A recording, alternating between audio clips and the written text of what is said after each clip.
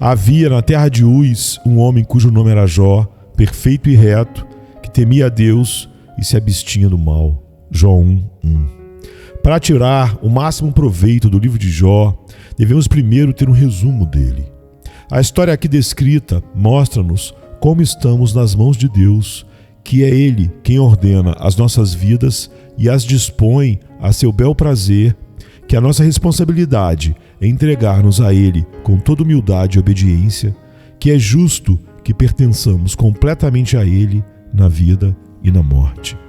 Aprendemos até que, quando lhe apraz levantar a mão contra nós, embora não saibamos por que o faz, devemos continuar a glorificá-lo, reconhecendo que Ele é justo e reto, para que não murmuremos contra Ele e lutemos contra Ele.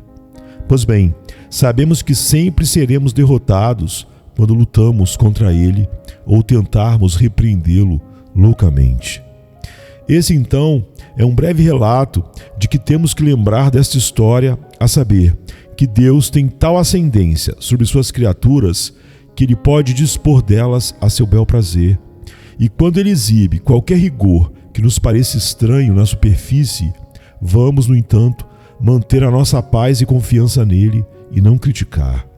Em vez disso, vamos confessar que Ele é justo enquanto esperamos que Ele dê a conhecer por que Ele está nos disciplinando.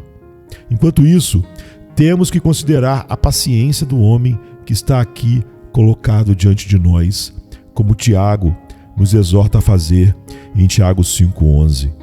Quando mostramos que temos que sofrer todas as misérias que Ele nos enviará, confessamos de fato que esse é o nosso dever, mas admitimos nossa fragilidade e pensamos que isso possa servir de desculpa. Por essa razão, é bom termos exemplos que nos mostrem que existem homens frágeis como nós que, no entanto, resistiram às provações e perseveraram infalivelmente em obediência a Deus, apesar de Ele os afligir longa e severamente. Temos aqui uma excelente imagem disso. Além disso, essa não é a única razão pela qual consideramos a paciência de Jó, como ordena Deus no livro de Tiago. Também temos que olhar para o resultado, como Tiago também aponta, pois se Jó tivesse permanecido confuso e perturbado, independentemente de um poder angelical superlativo de resistência em si mesmo, isso não teria sido um resultado feliz. Mas quando vemos que sua esperança não foi frustrada e que ele achou graça porque se humilhou diante de Deus, temos que concluir, quando vemos tal resultado, que não há nada melhor do que se submeter a Deus e sofrer em paz tudo o que Ele nos envia, até que Ele nos liberte por sua pura bondade. Além de considerar a história, temos que olhar para o ensinamento que este livro contém, tanto sobre aqueles que afirmam consolar Jó, mas o atormentam mais do que sua própria doença, e sobre as respostas que ele oferece para refutar suas falsas acusações que parecem querer sobrecarregá-lo. Agora, a primeira coisa que precisamos notar em relação às nossas aflições é que, embora Deus as envie e elas procedam dele, o diabo as instiga, pois Paulo também nos informa que guerreamos contra os poderes espirituais, em Efésios 6:12. Pois quando o diabo acende o fogo, ele também o atiça. Em outras palavras, ele encontra homens que estão sempre prontos para nos assediar e aumentar e exacerbar a dor. Assim vemos como Jó, além da dor que sofria, foi atormentado. Sim, atormentado por seus amigos, sua esposa e principalmente por aqueles que vieram prová-lo espiritualmente. Agora, eu chamo isso de teste espiritual não apenas quando somos abatidos e afligidos no corpo e físico, mas também quando o diabo vem e nos faz imaginar que Deus é nosso inimigo mortal e que não devemos mais apelar para Ele, mas achar que Ele nunca nos mostrará misericórdia. Essa é a intenção de todos os comentários que os amigos de Jó fazem. Eles queriam convencê-lo de que ele estava sendo condenado por Deus e se enganando ao pensar que Deus iria tratá-lo favoravelmente. Agora, Essas batalhas espirituais são muito mais difíceis de suportar do que todos os males e todas as adversidades que podemos sofrer quando somos perseguidos. O fato é que Satanás, quando desencadeado por Deus, traz consigo seus capangas que nos atacarão com os tipos de ataques que Jó sofreu, tanto nesse ponto como em muitos outros. No entanto, também temos que notar que durante toda a disputa, Jó defende uma boa causa e seus adversários sustentam uma causa má, mesmo sem intencioná-lo, como no caso dos amigos de Jó. Agora, devemos perceber algo muito sutil nisso tudo. Quando entendemos que Jó, defendendo uma boa causa, argumenta mal, e os outros, defendendo uma causa ruim, argumentam bem, temos uma chave aqui então que abre o livro inteiro para nós. Como Jó sustenta uma boa causa? Ele sabe que Deus nem sempre aflige os homens na proporção de seus pecados particulares, mas que Ele tem seus julgamentos secretos, dos quais Ele não nos fala. E devemos esperar até que Ele revele porque faz uma coisa e não outra. Portanto, ele está convencido de que Deus nem sempre aflige os homens na proporção de seus pecados, e tem um testemunho interior de que não foi rejeitado por Deus, como os outros tentam convencê-lo. Essa é uma boa e justa causa, mas mal argumentada, pois Jó se torna veemente e faz declarações tão excessivas e imoderadas que em muitas ocasiões se mostra um homem sem esperança. Ele até fica tão inflamado que parece que quer resistir a Deus. Essa então é uma boa causa mal conduzida.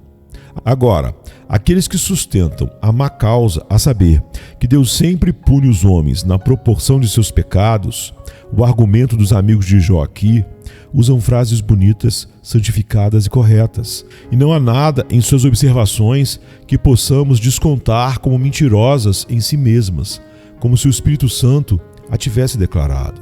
São a pura verdade, a base da verdade divina, e tratam da providência de Deus, sua justiça e os pecados dos homens.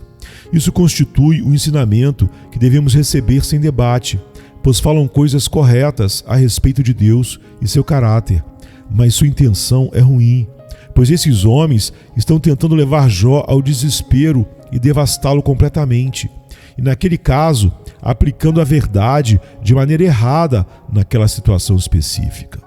Agora, isso nos mostra que quando temos um bom fundamento, devemos ter o cuidado de construir sobre ele de tal maneira que tudo, como diz Paulo, se encaixe, que o construtor edifique bem na medida que edifica a igreja sobre o ensino completo de Jesus Cristo. No entanto, deve haver tal conformidade que aqueles que vierem depois dele não lançarão um fundamento de madeira, feno, palha, mas um fundamento que seja firme e sólido, como está em 1 Coríntios 3, 10 a 12. Então, ao longo de nossas vidas, devemos ter o cuidado de fazer isso. Se estamos alicerçados em um bom e reto entendimento, cada um de nós deve estar atento para não vacilar ou tropeçar de forma alguma, pois não há nada mais fácil do que perverter uma causa boa e justa para se conformar ao nosso vício, malícia ou maldade. Natureza que muitas vezes contamina nosso argumento e aplicação, mesmo quando temos a verdade, algo que, se não vigiarmos, podemos experimentar a cada passo.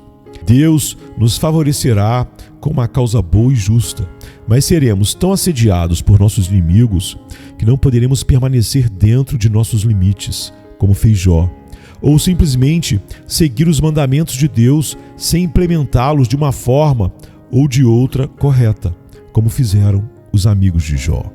Vendo então que somos tão facilmente levados pelo erro de um lado e de outro, devemos orar a Deus com mais fervor para que, quando tivermos uma boa causa, Ele nos guie pelo seu Espírito Santo com toda a simplicidade para que não ultrapassemos os limites que Ele estabeleceu em sua palavra. Ao mesmo tempo, somos admoestados a não aplicar a verdade de Deus a fins ruins, porque a profanamos se o fizermos, como fazem os visitantes de Jó.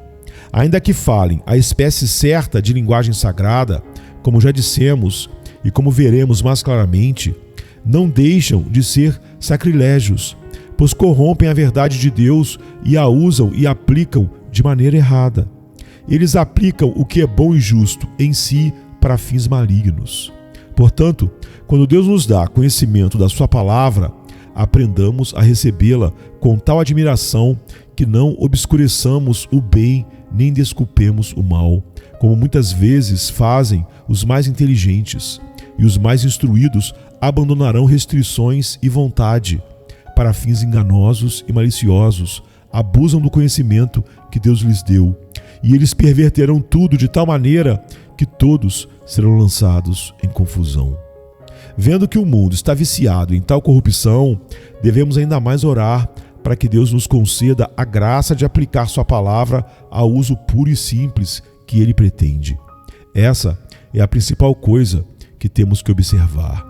Agora que entendemos o que está no livro, temos que examinar mais detalhadamente o conteúdo para que possamos acompanhar o desenvolvimento da história à medida que elaboramos o que mencionamos brevemente. O texto diz: havia um homem na terra de Uz, cujo nome era Jó, e aquele homem era piedoso e reto, e temia a Deus, e se abstinha do mal. Agora, não podemos determinar quando Jó viveu, a menos que entendamos que ele pertencia a uma época muito antiga. Alguns judeus chegaram a pensar que Moisés era o autor do livro e deram esta imagem ao povo para que os filhos descendentes da raça de Abraão soubessem que Deus privilegiou outros que não eram dessa linhagem de Israel e para que pudessem ser envergonhados se não estivessem andando em piedade e no temor de Deus. Pois aquele homem que não tinha o sinal da aliança, que não era circuncidado, mas era pagão, havia conduzido tão bem a sua vida diante de Deus. Agora, porque isso não é algo que podemos dar como certo, devemos deixá-lo em suspense. Mas consideremos o que é sem dúvida alguma, a saber, que o Espírito Santo ditou este livro para que os judeus soubessem que Deus tinha povos que o serviam, embora não estivessem separados do resto do mundo e não tivessem o sinal de circuncisão, mas ainda andava em completa integridade de vida. Os judeus, sabendo disso, tiveram a oportunidade de ser mais cuidadosos em observar a palavra de Deus, e porque Ele lhes havia concedido a graça e o privilégio de serem reunidos entre todas as nações estrangeiras, eles tinham que se dedicar inteiramente a Ele. Também podemos notar no livro de Ezequiel que o nome de Jó era famoso entre o povo de Israel, pois vimos no capítulo 14 que foi dito que se Noé, Jó e Daniel fossem encontrados entre o povo que iria perecer, eles salvariam apenas suas almas e que o restante do povo seria lançado no abismo. Ezequiel 14:14. Ali o profeta está falando de 3 homens como sendo conhecidos e renomados entre os judeus, como já mencionamos. Ali vemos qual a intenção do Espírito Santo, a saber, que os judeus pudessem ter uma imagem e um padrão para saber como eles deveriam observar o ensino da salvação que lhes foi dado por aquele homem, que era de uma nação estrangeira, tinha sido preservado em pureza. E essa é a principal coisa que devemos lembrar sobre o nome que é dado aqui quando se diz que ele era da terra de Uz. É verdade que alguns estudiosos colocam a terra de Uz no Oriente, mas no 4º capítulo das Lamentações de Jeremias, a mesma palavra é usada para significar uma parte da Idumeia. Lamentações 4:21. Sabemos que os idumeus eram descendentes de Esaú. É verdade que eles ainda tinham a circuncisão, mas por terem se afastado da igreja de Deus, não havia mais nenhum sinal da aliança. Então, se admitirmos que Jó era da terra de Uz, ele era um idumeu, isto é, da linhagem de Esaú. Agora sabemos que o profeta disse que, embora Esaú e Jacó fossem gêmeos fraternos, Deus escolheu Jacó por sua pura bondade soberana e rejeitou Esaú e o amaldiçoou junto com toda a sua linhagem. Em Malaquias 1:2-4. É assim que o profeta fala deles para magnificar a misericórdia de Deus para com os judeus, mostrando-lhes que ele não os escolheu por algum valor em suas pessoas, visto que rejeitou o irmão mais velho de Jacó, a quem pertencia a primogenitura, e escolheu aquele que era menor e inferior. Portanto, embora esse homem fosse descendente da linhagem de Esaú, ainda observamos a integridade com que ele viveu e como serviu a Deus, não apenas no que diz respeito a viver reta e justamente entre os homens, mas para ter uma piedade imaculada, ele não se poluiu com as idolatrias e superstições dos incrédulos. Quanto ao nome de Jó, é verdade que alguns o traduzem como chorando ou gritando, mas outros o entendem como um homem de inimizade. Não que ele odiasse, mas que ele era como um alvo no qual se poderia atirar. No entanto, não devemos duvidar que este homem, cujo país é mencionado aqui, cujo nome é mencionado, existiu, viveu e que as coisas escritas aqui aconteceram a ele. Não devemos pensar que este é um argumento fabricado, como se alguém estivesse nos propondo, em nome de um ensinamento, algo que nunca aconteceu, como uma parábola, pois já citamos o testemunho de Ezequiel e Tiago para indicar claramente que Jó era verdadeiramente uma pessoa. E também quanto a história o declara, não podemos apagar o que o Espírito Santo quis dizer tão especificamente. Além disso, precisamos notar como o mundo daquela época se afastou do verdadeiro serviço a Deus e da religião sincera. No entanto, ainda havia muito mais integridade do que há hoje, olhando para o mundo cristão, entre aspas, sob o papado. De fato, vemos como no tempo de Abraão, Melquisedeque tinha a igreja de Deus e os sacrifícios, que eram sem qualquer poluição. Consequentemente, embora a maior parte do mundo estivesse envolta em muitos erros, ideias falsas e mais, Deus ainda assim reservou algumas sementes, remanescentes, eleitos para si, e algumas sempre foram mantidas em pura verdade, enquanto esperavam que Deus estabelecesse sua igreja e escolhesse um povo, ou seja, os descendentes de Abraão, para que soubessem que estavam separados do resto do mundo. Agora, é bem verdade que Jó viveu depois daquele tempo, mas a igreja de Deus ainda não foi estabelecida como tem sido desde então, pois aprendemos que nesse meio tempo os filhos de Israel viviam no Egito e tudo parecia à beira da destruição. E até vemos quão perto eles chegaram disso quando o faraó ordenou que os machos fossem mortos e como no deserto parecia que Deus os rejeitou, como está em Êxodo 1:16. Quando chegaram à terra de Canaã, travaram grandes batalhas com seus inimigos, e nem mesmo o culto a Deus foi estabelecido, nem o tabernáculo como seria necessário. Então Deus, não tendo ainda estabelecido as características evidentes da igreja, quis que algumas poucas sementes permanecessem sempre entre os pagãos para adorá-lo. E ele fez isso para condenar aqueles que se desviaram do caminho certo, como os pagãos. Pois tudo que faltava, como um país inteiro ter, um juiz era Jó, um juízo. Hebreus 11, 6 e 7. Noé também condenou o mundo, como dizem as Escrituras, pois ele sempre se manteve imaculado e andou diante de Deus, apesar do fato de que todos o esqueceram e se desviaram em suas superstições. Então Noé foi o juiz de todo o mundo para julgar os incrédulos e rebeldes. O mesmo aconteceu com Jó, que condenou todos os daquela região, pois servia a Deus com pureza e os outros estavam cheios de idolatria, atos vergonhosos e muitos erros. Isso aconteceu porque eles não se dignaram a conhecer o verdadeiro Deus vivo e como ele ordena ser honrado. O fato é que Deus sempre pretendeu, como eu disse, que os ímpios e os incrédulos fossem indesculpáveis. E por essa razão, ele pretendia que sempre houvesse algumas pessoas que seguiriam o que ele havia divulgado aos antigos pais. Assim era Jó, como as Escrituras nos dizem.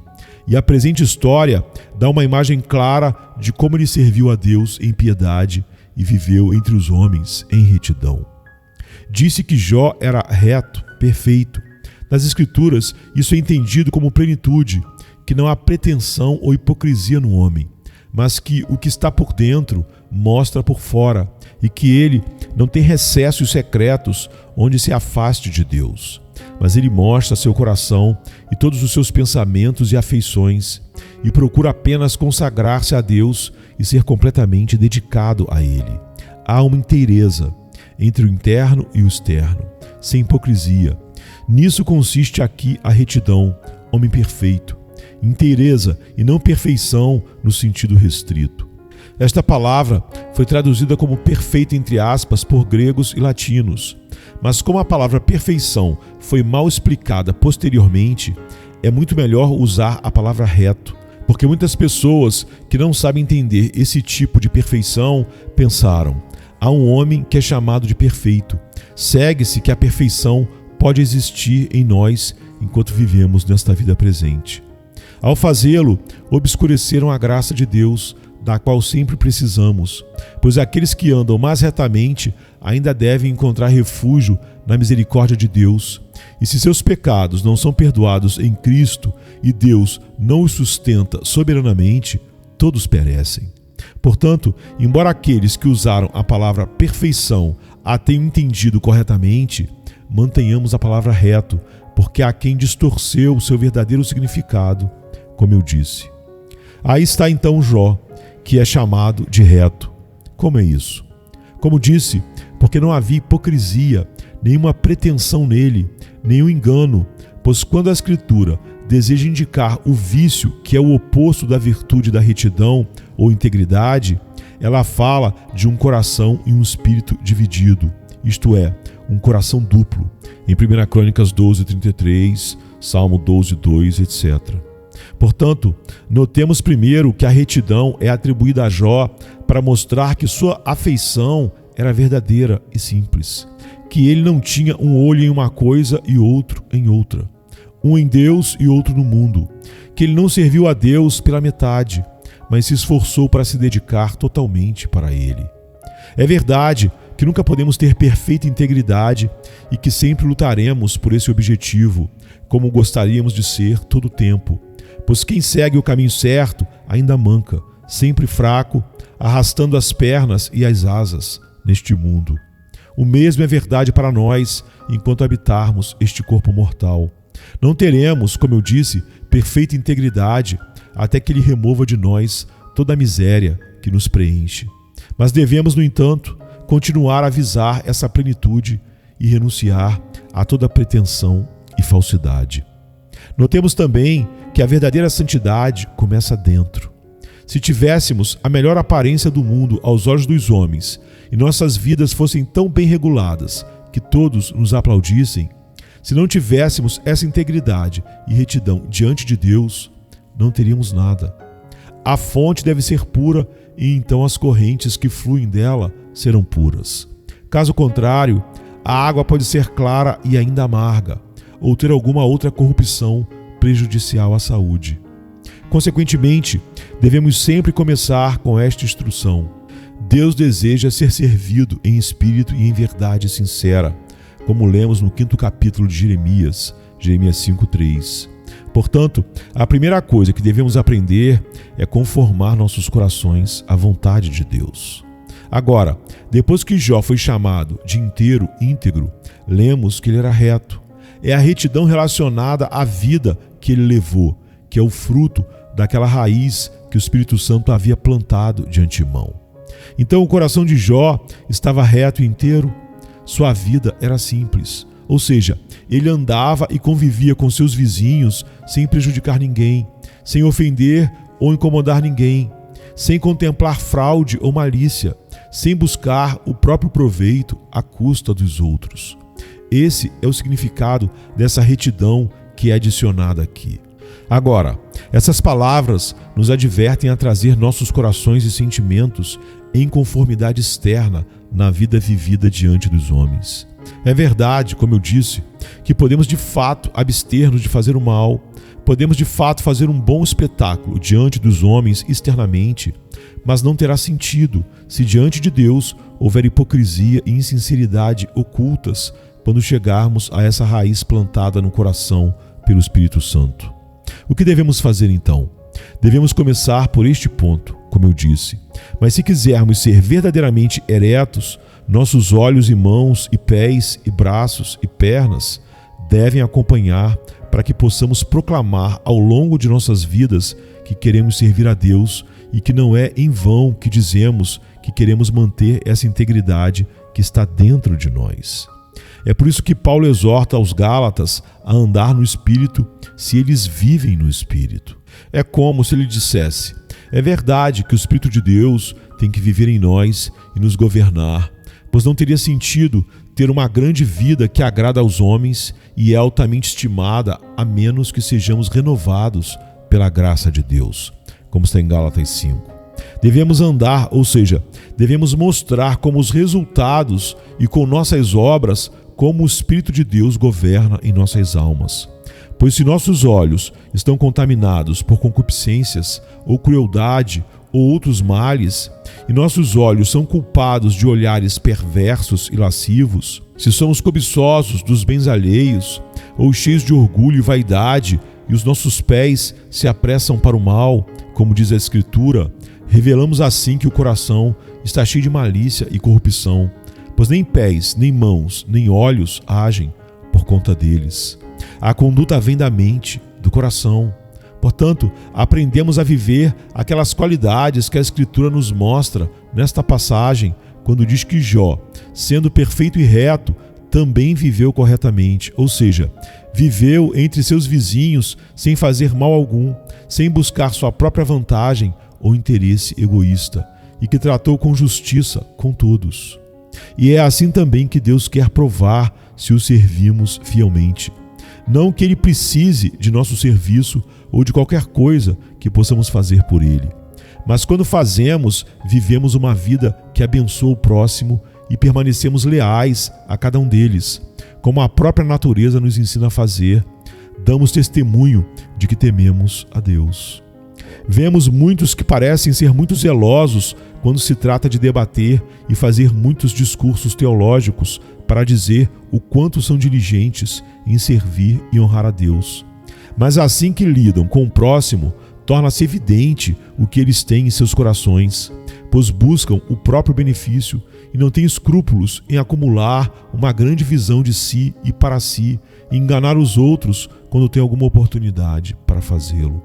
Não há dúvida de que aqueles que buscam sua própria vantagem e lucro são hipócritas e que seus corações são corruptos. Podem ser grandes supostos defensores da verdade, mas Deus declara que há corrupção e veneno em seus corações. Por que então é assim? Deus está dizendo que se há integridade, deve haver retidão. Em outras palavras, se a afeição por Deus for pura interiormente, enquanto vivermos entre os homens, buscaremos o bem-estar de todos, de tal maneira que não nos dedicaremos a nós mesmos e aos nossos interesses particulares, mas teremos aquele senso de justiça que Jesus Cristo diz que é a regra de vida que abraça para cumprir a verdade de Deus, como está em Mateus 22:40, que é, por exemplo, não fazermos aos outros o que não gostaríamos que nos fizessem.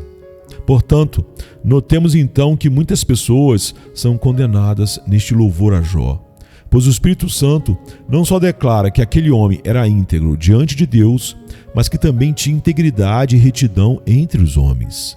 Essa retidão que ele anuncia servirá de sentença e condenação para todos aqueles que estão cheios de más intenções, todos aqueles que procuram apenas arrebatar e reter os bens dos outros, que procuram apenas saquear posição e status dos outros. Essas pessoas são condenadas com esta declaração. Agora segue-se que Jó temia a Deus e evitava o mal. E também, já que Jó foi elogiado por ter mantido a retidão e a equidade entre os homens, ele certamente tinha que estar andando diante de Deus, pois tudo mais não teria valor. É verdade que não podemos viver entre nossos vizinhos, como já disse, sem prejudicar ninguém e buscar o bem de todos, a menos que olhemos para Deus, pois aqueles que seguem suas disposições naturais, embora possuam, ao que parece, virtudes maravilhosas, ainda estão preocupados com o amor por si mesmos e ambição premente ou alguma outra consideração.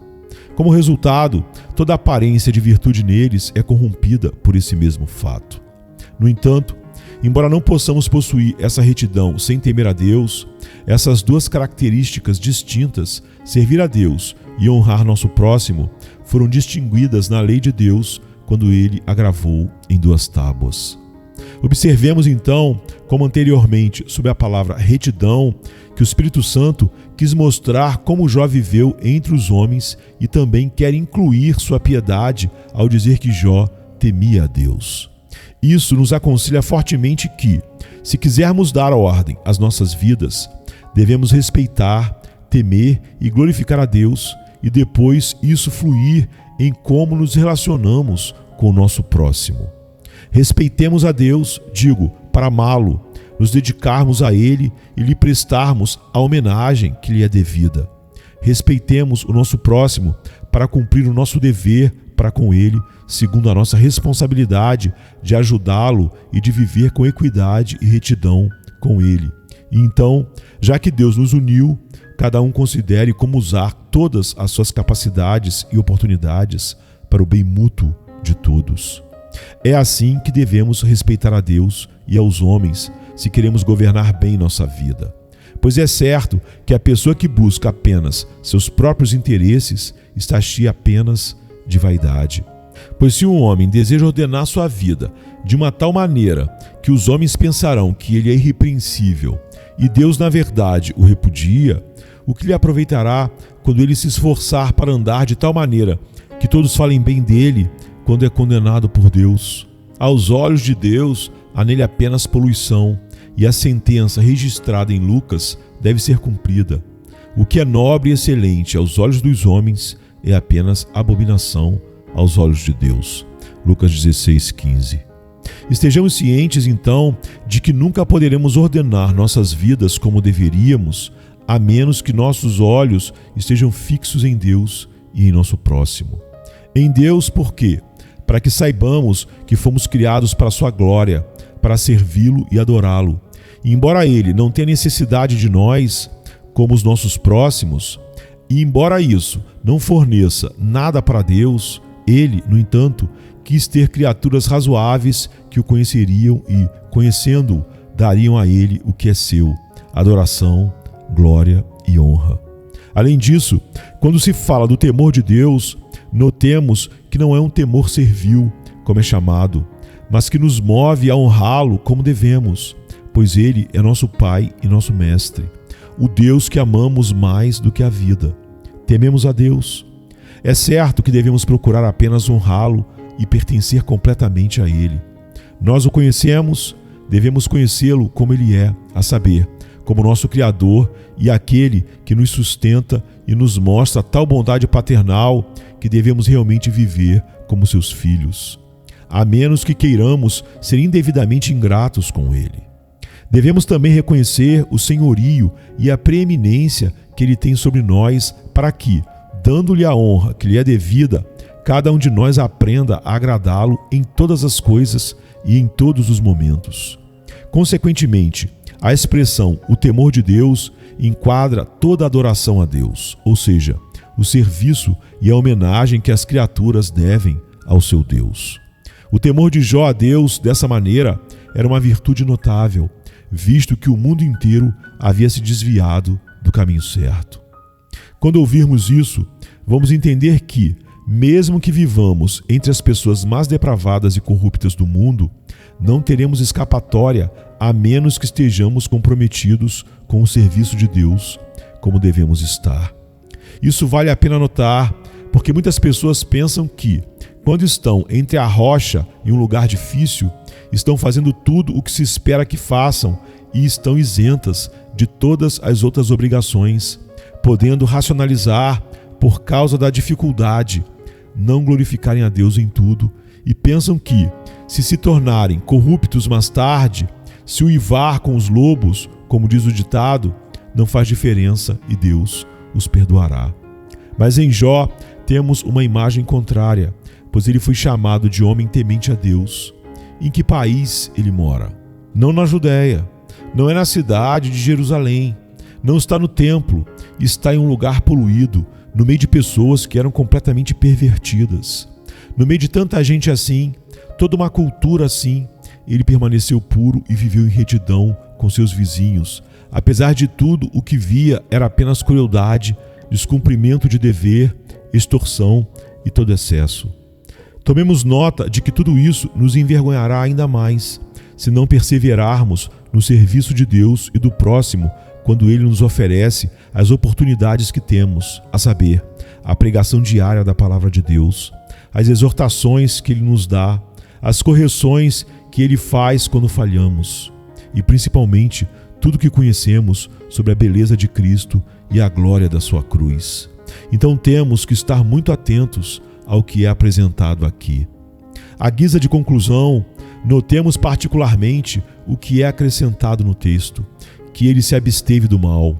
Foi assim que Jó superou todas as dificuldades e lutas que o impediriam de servir a Deus e viver em retidão entre os homens. Ele se destacou.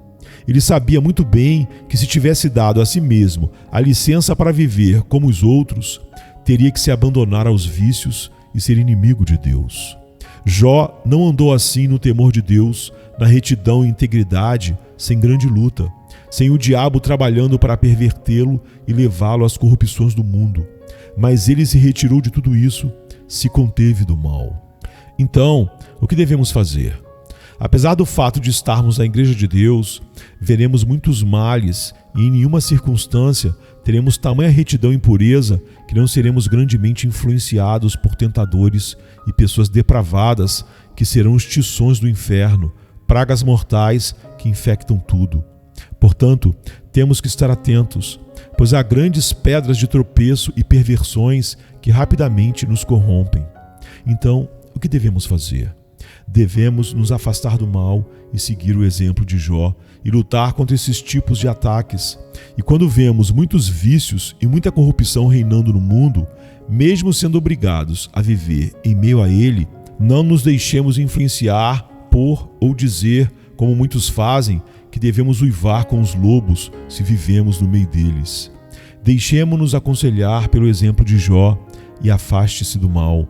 Afaste-se dele para que Satanás não nos induza a ceder a todas as tentações que ele colocará diante de nós, mas deixemos que Deus nos purifique de todas as nossas impurezas e doenças pelo poder infinito que flui dos méritos de Cristo, como ele prometeu fazer em nome de nosso Senhor Jesus Cristo, até que ele nos tire as manchas e poluições deste mundo e nos una com seus anjos e nos torne participantes daquela alegria eterna a que agora devemos aspirar.